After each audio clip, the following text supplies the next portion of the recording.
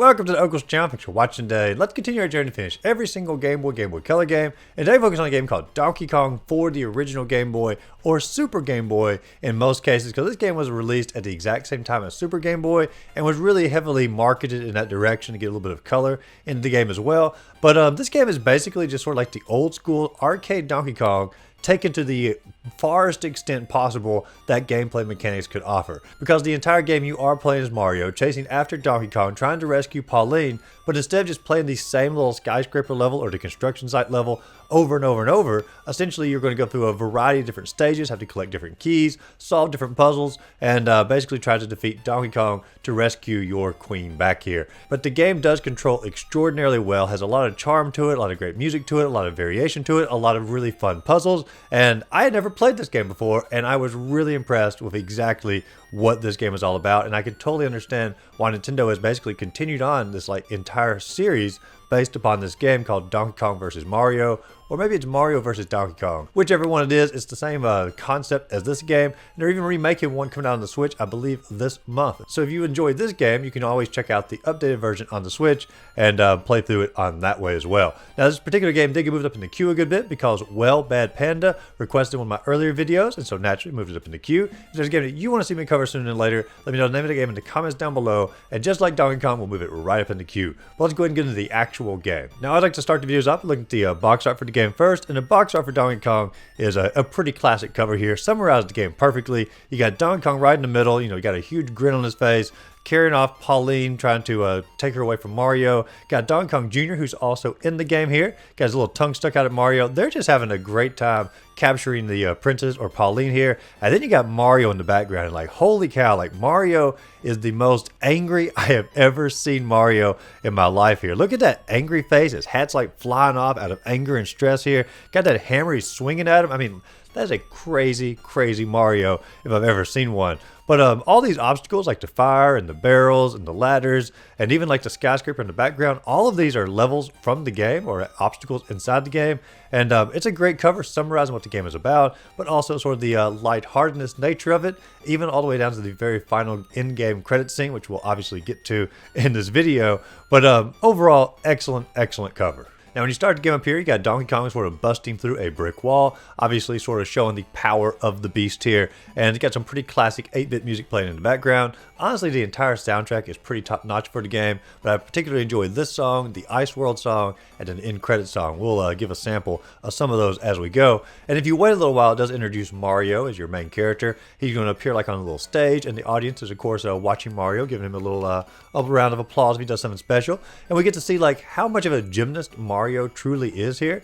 Like, I mean, holy cow, he can do a little swinging around the little trapeze bar here. That's probably not what it's called, but you can swing around that, of course, do like little handstands, little jumps back and forth, hopping across platforms. Mario is quite the gymnast, and as we travel through the game, you're going to see all of these moves and more that Mario can do. So it's pretty impressive, like the mobility that Mario has. Now, when you select the file and you begin the game, there are going to be 9 different stages we go through, or actually 10, because this first stage is going to be called Stage 0, and there are 4 levels in Stage 0, and these are basically going to be all of the original arcade Donkey Kong stages. And so you start off in like the level 0-1, and it's literally the first stage from the arcade here, except Mario has a little bit better mobility. Some of his jumping's better. Like when you jump over the barrels, instead of like just doing a straight up and down jump, you can actually jump a pretty good distance forward. And so like the mechanics and the gameplay is way better than the arcade. That's very evident in the first stage. In 0-2, you continue on here, and of course you notice that Mario can jump a little bit better between platforms, but it's based after, once again, the Donkey Kong arcade stage. 0-3, you're going to notice that Mario is able to actually survive falls, and he could not do that in the arcade game pretty much at all. And so you already know like the game is going to be playing a good bit different than the arcade, but these are still the same levels as the arcade. Now, when you get to stage 0-4, this is generally the last stage of the arcade.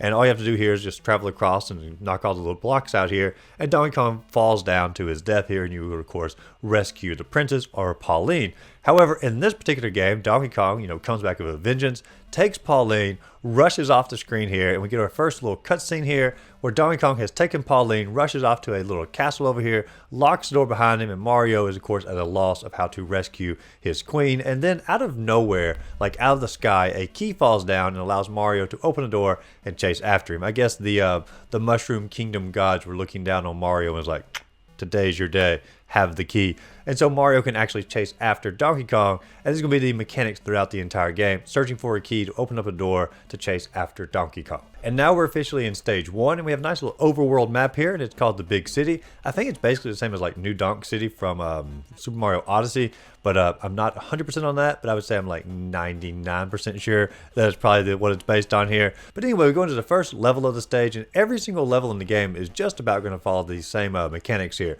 There's a locked door, and you're going to try to find a key inside the level and take that key over to the locked door in order to beat that particular level. And every level is going to have a little bit different, variation of like bad guys and puzzles and things like that. And of course, the first one's gonna have like a little oil enemy, as well as these dodo bird looking football players. I don't really know what they are, so we're gonna call them anyway. But as far as like difficulty wise, this stage here is, or this level here, is pretty darn easy. Now when you go into stage 1-2, I also realized in this stage you can actually hop on top of the enemies and pick them up, essentially like Super Mario Bros. 2 style, where you sort of grab like the vegetables and pull them above your head. You can do that with all the enemies here, or not all of them, but the majority of them, and of course toss them in order to hit another enemy to kill them, just like you would in Super Mario Bros. 2.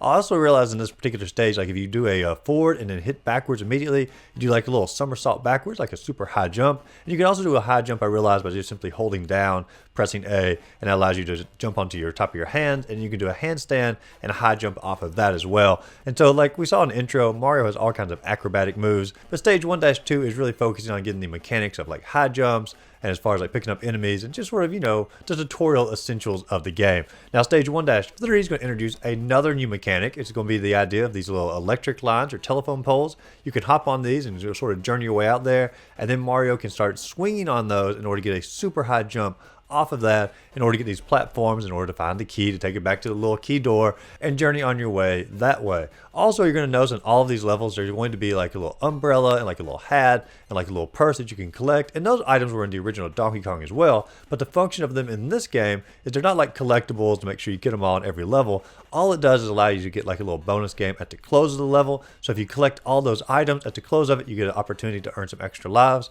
And there's not like a lot of variety to the mini games. One's like a little you press A, it's going around like a little circle here. Another one's like a little slot machine. And truth be told, the mini games are fairly boring. If there's one aspect of the game that could probably use a little bit of improvement, it would have been the mini games. And also, like, lives are so plentiful in the game, I can't imagine anyone ever needing the mini games in order to actually get extra lives. Like, I never had any opportunity where I had less than 20 lives in this game, and I think at one point I even got up to like almost 50 lives. And so like lives are very, very plentiful without having to go out of your way to collect these little items scattered throughout the environment. Now in stage 1-4, they're going to mix the gameplay up even more, and in this case you're not trying to get the key to unlock the door to chase after Donkey Kong. Donkey Kong is actually just simply in this level. He's at the top, you're trying to get up there to him just like you would in the arcade game, and of course he's like stomping the ground, like little obstacles are falling down to try to prevent you from getting up there. It's not too hard of a stage, but I have to say, like, the game is doing really well so far as like mixing gameplay up, adding new mechanics, adding different gameplay elements, adding bonus games in there, and the game is going to continue this progression throughout the majority of the experience. But it's just cool to see like how much innovation is cramped into this little bitty game cartridge, and it's just going to get more and more as we go. Now after you defeat Donkey Kong, you get a little cutscene here of him running across the bridge, and before Mario can get there, he destroys the bridge, and Mario has to get like a little button here in order to rebuild the bridge to run across and chase after him. And every time you get a little cutscene like this in the game, it's basically giving you like a little preview of the gameplay mechanics that are to come in the next few little stages here. And sure enough, when you get into stage 1-5, what do you get? You get an item that allows Mario to build a little bridge, and you can build a bridge that connects one side of the level all the way over to the other to allow you to get the key to exit out the door. And so I'm telling you, like, the gameplay is constantly being mixed up as you go. Now in stage 1-6, they're going to do something very similar to the bridges, but instead of going to horizontal, they're going to go the vertical route and give Mario a ladder to build to go from one platform to another. And like I said, continuing to mix that gameplay up. And stage 1-7 is going to be sort of the accumulation or culmination, that's the right word, culmination of all of these different items or all these different abilities that Mario has learned into one stage to make sure that you can do it. And it's a little bit more of a challenge, but at the same time, they are basically sort of testing your tutorial skills to make sure you have all the basics of how to control Mario. Now, when you get to stage 1-8, every time you get to the last level of an overall stage here, it's going to be like a little boss stage where you're essentially going to have to try to take Donkey Kong out. And every time you take Donkey Kong out in the last level of the stage,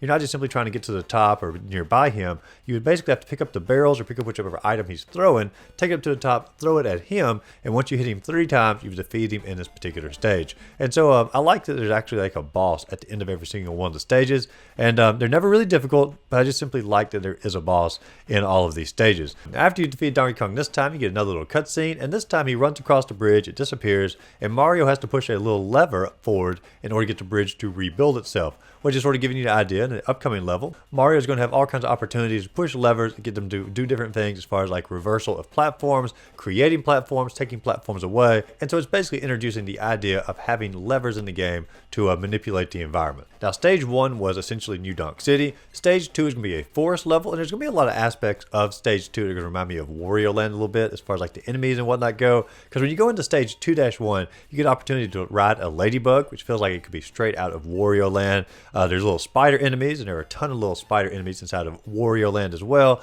and there's going to be bouncy platforms that you can use, a lever, of course, inside the level here as well, sort of like you saw in the cutscene. And really in this level, I begin to notice like this game is actually a really good looking game as far as like graphics wise go. And I know like if you played on the Super Game Boy, it had a little more color to it, but even if you're playing like on your actual Game Boy or the black and white aesthetic here, it's a really good looking game as far as like having a foreground, good enemy sprites, having a background in the game. It's just a really good looking game. Now from this point on, I'm not going to go through every single individual stage and level like 2-1 or 2-2 and 2-3 and all the way through like 9-8 or whatever inside the game. But I'm going to sort of give the highlights of what every overall stage has to offer as far as like new enemies or interesting puzzles and things like that. And so in 2-3 here, so we're going to skip over 2-2. In 2-3, you're going to introduce the idea of these little spitter plants, and they can spit out like little seeds at you. It reminds me of the Plants vs. Zombie plants, or I guess more of along the lines like Bellsprout. That's what it reminds me of. It reminds me of Bellsprout here. Now in 2-4, where you're trying to get to the top of the level to get to DK himself once again. And this is probably one of my favorite stages in the entire game because it's essentially the same arcade action as Donkey Kong Jr. And I always played on the NES growing up. I had like a cartridge and it had like an orange label for Donkey Kong and Donkey Kong Jr. And I loved playing Donkey Kong Jr. because essentially you had to travel across these little vines here, drop down items to try to kill the little alligators beneath you. And this level here is essentially the arcade version of Donkey Kong Jr. And I don't know, I just really did enjoy this particular level because it's bringing back one of my favorite characters. And then in the last few levels of stage 2 here, you're going to get a few new enemies. You're going to get like a little bird. He's going to drop like little eggs on you. You're also going to get this little monkey here. It looks like one of the Pokemon. I can't remember which Pokemon that is called. I'll try to put in the video here the picture of that Pokemon with the name. But it really reminds me a great deal of that particular Pokemon. Probably has no connection at all, but just something that it reminds me of. But honestly, like these levels really aren't very difficult. It's just simply navigating the platforms, trying to figure out how to get the key, get to the door, and exit the door. And then when you get to the final level of stage 2 here, you're going to go up against a fight against Donkey Kong himself. And Donkey Kong has a really violent move that he can do to you. If you get too close to him, he can like pick you up by your head and toss Mario, and he lands on his head and it kills Mario. I mean, he even has like a little halo above his head. And yes, it's always the death scene for Mario throughout the entire game and even the arcade game. But man, it's just violent to watch Donkey Kong like literally like grab him by the head and give him a nice little toss there. But trying again, once we picked up enough barrels, hit him with enough barrels, we get another little cutscene. He's speeding away on a little boat, and we get another little mechanic of Mario spinning around on a little wire here and flying after Donkey Kong, which once again tells us we're going to be using that in the upcoming levels. Now the third stage here is going to be a ship stage or a pirate aesthetic for the most part.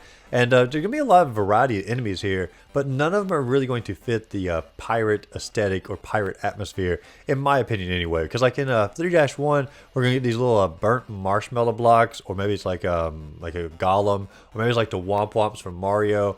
I don't know, it's a very bland looking enemy, but it doesn't belong on a pirate ship whatsoever. And the next levels you have like little knights. Like, why are there knights on a pirate ship? Like, why didn't they just put pirates on the pirate ship? Doesn't make any sense here. But the knights are going to be able to put their shield up and sort of push you under platforms. And then in the next stage, you're going to introduce robots on the pirate ship. And like I said, this just doesn't make any sense at all. Like, why even do the ship aesthetic if you're not going to go in any sort of the pirate direction or even like the pilgrim direction, something like that. But the enemies here, they just don't make any sense at all for this level. And they do introduce one new mechanic here, which is going to be the idea of putting fake doors inside the level. So you have to like try to figure out like which door to go through.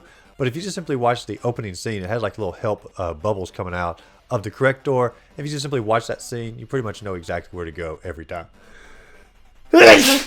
And I guess I'm even allergic to the ship levels. I dislike them so much here. But there's really just nothing special to mention about any of them. They're all pretty much the same. You got some different puzzle mechanics, of course, like having to like open up different gates and get in order to get enemies to fall like while they're on the gate, in order to get them to push you to certain areas. And so like the puzzles are getting a little bit more complex as we go. But this overall, the ship level, even all the way to the boss of DK, there's just nothing real special about the ship level. Now, after we defeat DK, we're going to get another little cutscene of him running across the mountaintops. We're going to chase after him. And we're going to go into the jungle stage next. And the jungle stage is probably one of my favorite stages in the entire game for two separate reasons. First, we're going to get our first look at actual DK Jr.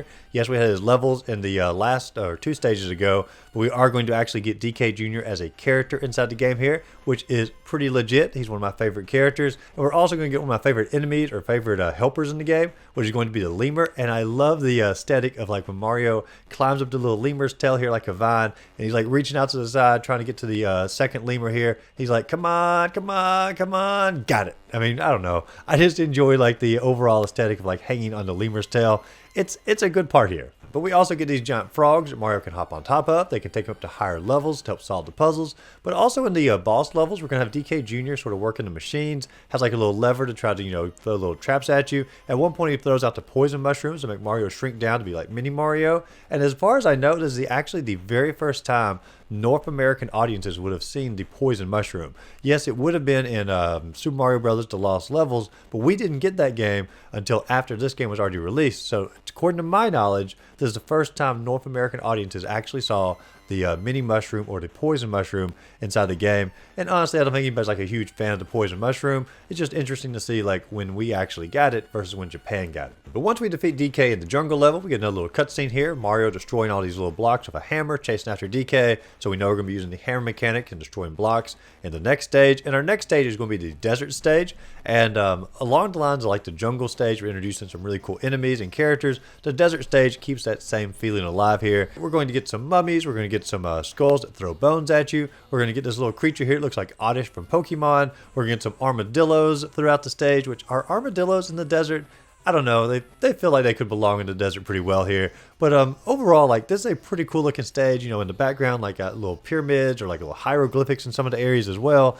Overall, the desert stage is one of the better ones as far as like aesthetic wise. And it's also in the pyramid stage here, or the desert stage. We're going to get some levels that I actually considered a challenge in the game. There's going to be one level like it's going to be pretty much a blank canvas, and you have to get the little item blocks to build your bridges and your little ladders and your little bounty platforms in order to journey up the little hallway of sorts. And it's just cool that they give you like a free will to sort of solve the puzzle any way that you want to. And then also in the level after that, they give another puzzle that was pretty hard to do, and you have to actually place a block in front of a little platform that comes out in order to get it to not go all the way across in order to complete the connection there, so you actually have a part to drop down through. And this one took me a while to actually figure it out. And so the puzzles, they are getting more clever here. They are getting a little bit more hard, because up to this point they've just been introducing new mechanics, new enemies, and it's been pretty much the same difficulty level throughout the entire game, where from this point on, like I would actually say the level makes you think a little bit on some of the puzzles. Now also the DK stage is going to mix things up pretty much for the first time. Instead of throwing barrels at him, you actually get to pick up these little pharaoh heads and you get to toss them up at him. And so not like a difference as far as the gameplay goes, but at least something different as far as characterization goes against DK. Then we get a little cutscene here. DK is running off to an aeroplane, and Mario is going to follow him, and it's going to take us to the worst stage in the entire game, which is going to be the aeroplane stage. And I just don't like this one. You get little enemies in this stage, like little cannons firing at you, little clouds that are coming across. The wind effect is very present in this stage, and I just don't like stages that have environmental factors that sort of mess you up a little bit, because you're not really solving the puzzle anymore. You're just sort of having to take into account an annoyance factor the game gave you here to sort of do a artificial increase of difficulty. I would have much rather them just simply focused on better puzzles instead of giving me these little air mechanics. But regardless, that is what the airplane level is going to focus pretty much solely on, are these little cannons trying to hit you and trying to blow you off the edges. I don't really have anything great or anything at all really to say about the airplane level. Just didn't like it. Now we do get a little cutscene here where Donkey Kong is going to be running off, and a little fire guy is going to follow him on the ice behind him, and he's going to melt the ice away. And it gives us an idea that we're going to the ice world next, and we're going to have these little fire guys who are going to be melting the ice to give us a different puzzle mechanic of how to work around the fire guys. And just like I said, stage 6 is going to be called the iceberg level. It's going to be all focused on ice puzzles, ice enemies such as that. And I'm not a big fan of like how Mario slides a little bit on some of the platforms, but the puzzles themselves are actually pretty top notch in the ice level, so I can forgive the sliding here. But like I said, you are going to have little fire guys who are going to sort of come across, melt the platforms, and you have to figure out where you want to position them to melt which platforms and how you're going to progress through the level. Some good puzzles on that. You are going to get a walrus introduced in one level, and I adore the way the walrus looks in this game. Just a great animation for him. Also, like if you fall down to the water here, a little octopus comes out and tries to grab you. Reminds me of the octopus in the Game & Watch games a little bit, especially like how he sort of reaches out with his tentacles here. But then they also introduce a second animation for a walrus, and this is nowhere near as good as the first animation of the walrus. It actually reminds me of something out of the game Lolo. I don't know if they have any connection between these two games, but and I do love Lolo. Don't get the wrong impression of that. But the animation for this walrus is nowhere near as good as the first walrus. But overall, the puzzle mechanics in the ice world are pretty top notch. Trying to explore the world, having icicles fall down, try to hop on top of them to to get to different areas. And I don't know, like they just did a really good job with the puzzles in the ice world. And I'm always a sucker for snow levels anyway. You take away the slide mechanics, and this might have been the best world inside the entire game. But since they are there, I'm still probably going to give it to the jungle level. Now, after we defeat DK in this area, he's going to get on a little iceberg. He's going to float off to a little island of his own. And stage 8 is going to be called the Rocky Valley. And if this stage didn't have so many levels in it, I'd probably rank it a whole lot higher than what it is, because there are some really good puzzles in here, some really good graphics, or as far as like backgrounds for Mario to go through when you're climbing up like the side of the mountain here. You have these little waterfalls in all of these levels. Just really great overall level design. But man, there's just so many of them in this level. And even like great level design can get a little bit old as you go. And so this level here would have really benefited if they cut it down to 8, maybe 12, but 16. That was pushing it. Now in this level, you are going to get introduced to Nintendo's version of Sonic the Hedgehog. You can't tell me they were not thinking of Sonic the Hedgehog when they created this hedgehog for this level. And there's one area that's like a Sonic the Hedgehog nightmare, because there are little hedgehogs everywhere trying to hit Mario, and you're trying to avoid them, trying to open up certain little gates to get them to go back into or come back out of. And man, like pretty intense as far as like the hedgehog action. And there is going to be one like really fun level in particular in the Rocky Valley here. It's going to be where you have this giant cliff you sort of jump off of. And I like the ones where you can sort of craft your own adventure here. And you have to basically hit these little item blocks to position the springs where you want them. So when you fall, you can bounce from one to the other. And you're just going to hope the key lands off to the far left-hand side. So when you get down to the bottom, you can pick the key up. And I don't know, I just really enjoy the levels that are very open, and you can sort of craft your own adventure as you go. And this one really did that for me. But when you do get to the DK fight for this level, or the boss fight for it, it's going to be a little bit different once again. Sort of like you picked up Pharaohs in the other level and threw them at him. You're going to pick up these little rock walkers who are not present at any other part in the game, and you throw them at him in order to take him out. Still pretty easy, but it's still nice to have like different characters to attack DK with, instead of just simply using barrels every single time. Now after you defeat him here, you're going to get the best cutscene in the game, which is going to be you're hopping along the little mountaintops in the background, like in the shadows, and then you come into the foreground here. And I don't know, it's just like a cool effect, seeing them like in the shadows, in the foreground. I don't know, it's just a classy little animation, and I like it. But we are now in the final level of the game, which is going to be DK Tower, and every level in DK Tower is not going to be your traditional find a key, get through the door to continue on. Every one of these is going to be where you're trying to get to the top of the platform where DK is located at, and he'll grab Pauline and continue on climbing the tower higher and higher. And so it's very much more akin to the original DK arcade style, and that's fine. It's a nice little mix-up for the game, and a good little way to sort of distinguish the last level as being a different challenge from the rest of the game. But I will say at the same time, even though it's different, it is way easier than anything in like the last 4 levels of the game. Almost every single one of these particular levels I was able to clear the very first time, except for 9-7, I believe it was. And for this one, like the platforms would disappear as you walk. And there's also the poison mushrooms that are coming down at the same time to hit you. And once they hit you, you can't do a high jump in order to get to the next platform. And so pretty much if you hit a magic mushroom or a mini mushroom here, you're going to die pretty much immediately. There's no way to finish the level. And that got a little bit annoying. It took me a few tries for that. But outside of that, every level in this DK Tower, very simple. Now when you get to what you think is going to be the last boss fight with DK here, it's a little bit different. You can't just simply pick the barrels up and throw them at him. you have to do a handstand to get the barrels to hit your feet, and then they'll fall normal. You can hop on the barrel, then throw it at him. So that's a little bit different, mix up in the gameplay, but it is required to do. And then once you defeat him here, you think that's like the end of the game because, you rescue Pauline. You got like a little heart up there. Seems like the, happy little ending for Mario, but it's not. You have one more level to go, and DK sort of comes in and ruins the fun here. And he's much larger than he was any other time in the game. I'm not sure if he mutated or if he's just simply more of an up close personal view of DK. I don't really know, but for this, it's going to be like a giant DK, and he basically has his hands off to the side. He can slam the ground, try to smack you between his hands, all kinds of stuff that can happen to you here. And you basically still have to just simply pick the barrels up and walk them over to DK's head. And once you walk it over to it, it automatically hits his head. And I think he can do it like 6 or 7 times. He ducks down behind the stage every 2 or 3 hits, comes back up with a few different moves with his hands and whatnot. But he's not very hard. And once his teeth here, they sort of fracture and crackle and crunkle. At that point, DK is over, and Pauline comes down, meets up with you, gives you a mushroom. You grow into like Big Mario. DK somehow falls from the sky, lands on top of you. Then you become like Giant Mario, and DK begins to beg for help, just like Pauline was throughout the entire game. And DK Jr. just jumps up there like, hey, enjoying life.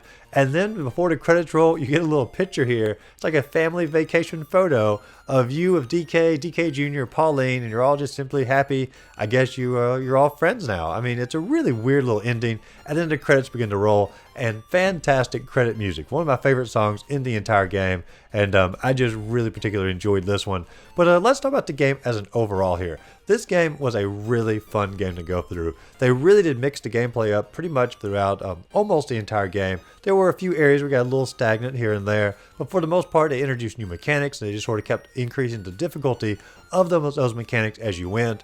And some of the puzzles got pretty hard in around like level 7, 8 or so. But even like when they were mixing the puzzles up, they tried to mix the backgrounds up, some of the enemies up. There was a lot of charm in the game with like the lemurs and the frogs and the fish. I mean, there's like all kinds of like fun stuff inside the game to discover, give you a little chuckle as you're going. And I mean, between the charm, the humor, the animations, and just overall solid gameplay, this is a really fantastic Game Boy game.